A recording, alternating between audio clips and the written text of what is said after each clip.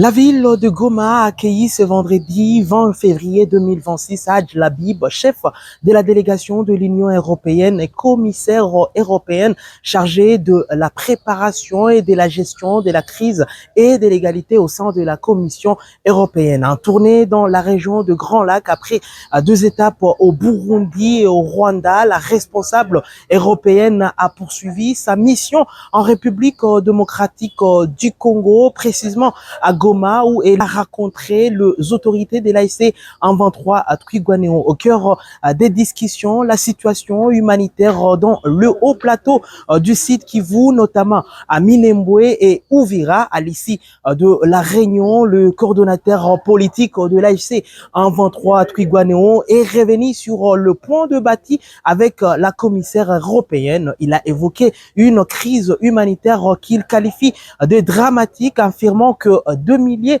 de civils seraient victimes de violences de la part de drones de Kinshasa. Selon lui, la rencontre avec la représentante de l'Union européenne marque une étape importante, notamment dans la perspective de discussion autour de la réouverture de l'aéroport de Goma, considéré comme stratégique pour la relance des activités économiques. Pour les coordonnateurs, ils ont toqué cette fois-ci à la bonne porte. On va suivre ici le coordonnateur de l'AIC en 23, M. Corneille Nanga.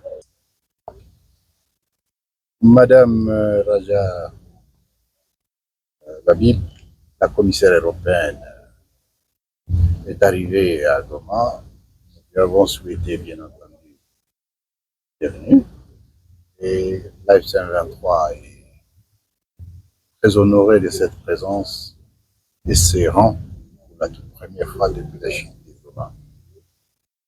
Nous avons discuté sur des questions humanitaires. Nous avons discuté sur des questions techniques qui touchent à l'accès humanitaire. Et nous avons donc eu une discussion très constructive. Elle a dit, entre autres, que la situation était catastrophique. Et c'est ce que nous avons essayé de lui faire comprendre. Oui, la situation est catastrophique, non pas non plus dans la zone contrôlée par l'AFC 23.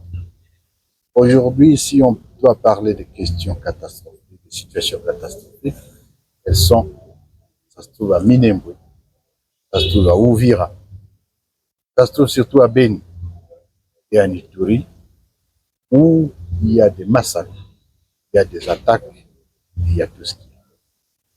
Nous avons donné à Madame la commissaire l'assurance que la zone sous contrôle AFC 23, c'est la zone la plus sécurisée du pays de l'Homme.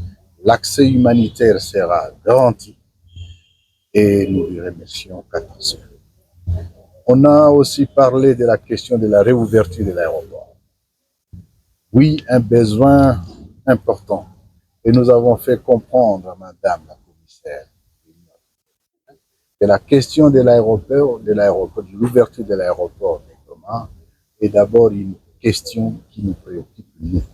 Le premier bénéficiaire, ou ceux qui sont les premiers demandeurs à ouvrir cet aéroport, ce sont les autorités qui sont à Goma, donc l'AFC 23. Cependant, si l'aéroport n'est pas encore ouvert jusqu'à ce jour, c'est lié à des questions d'ordre sécuritaire, notamment, technique et surtout administratif. Les gens ont besoin qu'on ouvre l'aéroport, les humanitaires en premier et autres, et nous avons fait comprendre à Madame Labib que le mal, le convénient est qu'ils ont toujours toqué à la mauvaise porte pour ouvrir l'aéroport de Goma. Ils préfèrent aller en France, demander à l'Élysée d'ouvrir l'aéroport de Goma. Ils préfèrent aller à Kinshasa, demander à Kinshasa d'ouvrir l'aéroport de Goma.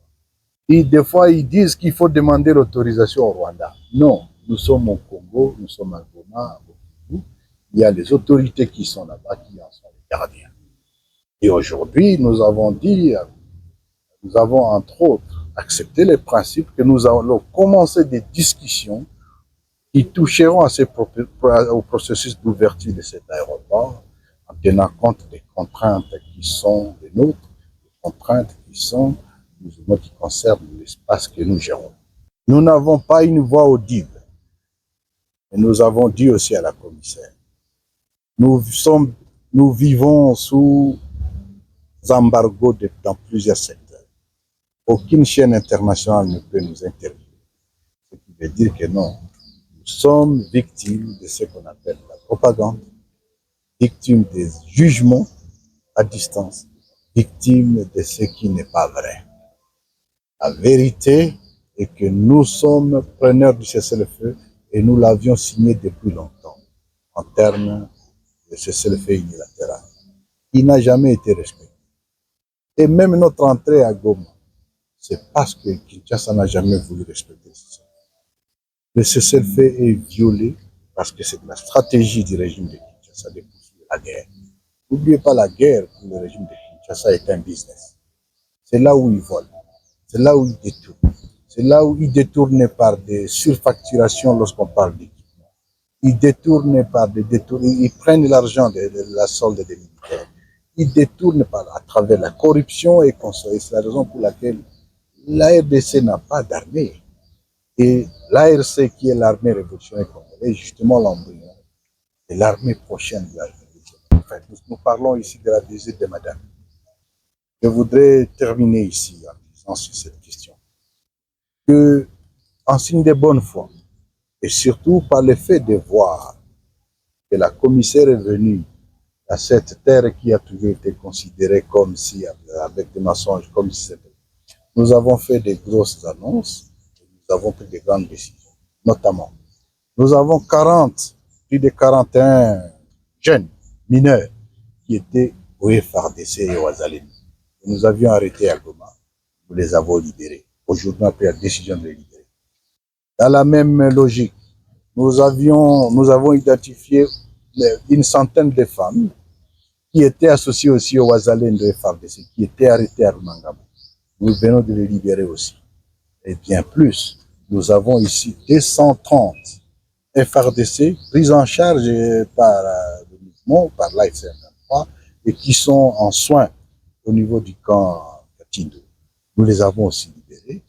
C'est pour montrer que non, nous voulons la paix. Nous ne sommes pas des guerriers, nous ne sommes pas des batailleurs. Ce sont des signes que nous avons donnés, un signe de bonne foi, permettre à ce que les choses avancent. Nous croyons à une solution politique et nous tenons à la solution politique. Mais si on nous impose une solution autre que politique, nous nous défendrons.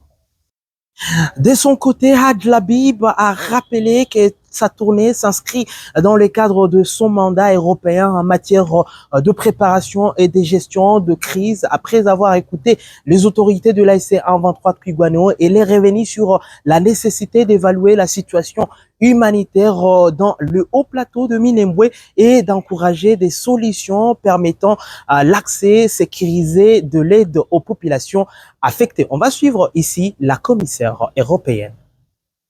Je suis ici en tant que commissaire à la gestion de crise et à l'aide humanitaire avec un mandat humanitaire.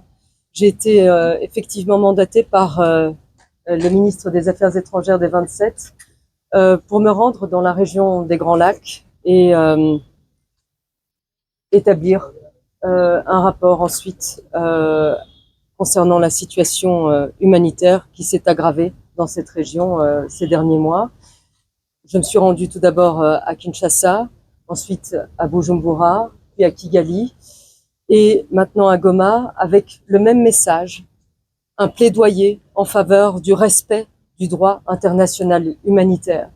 La situation est catastrophique. Nous devenons le premier acteur global humanitaire au monde, particulièrement ici, dans la région des Grands Lacs, mais il faut nous aider à faire notre travail. Et nous avons de plus en plus des violations flagrantes du droit international humanitaire. Et les premières victimes de cette guerre, ce sont avant tout des femmes et des enfants. J'ai obtenu des engagements concrets de toutes les parties que j'ai rencontrées et j'espère que ces engagements seront mis en œuvre et que cette mission portera ses fruits. Sa visite à Goma intervient quelques jours après celle de Viviane Van de Per, chef par intérim de la MONUSCO. Cette succession de visites diplomatiques souligne l'attention accrue portée par la communauté internationale à l'évolution de la situation sécuritaire et humanitaire dans l'Est de la République démocratique du Congo. L'arrivée successive de responsables internationaux de haut niveau à Goma est perçue comme un signal fort. Elle pourrait marquer un tournant dans la gestion politique et humanitaire de la crise, alors que les tensions persistent sur le terrain. Reste à savoir si ces échanges déboucheront sur des mesures concrètes, notamment en matière d'accès humanitaire, de protection de civils et de reprise du dialogue entre les différentes parties prenantes au conflit. Je suis Nzungu Chema, lui, pour le compte de Voice of Kivu à Goma.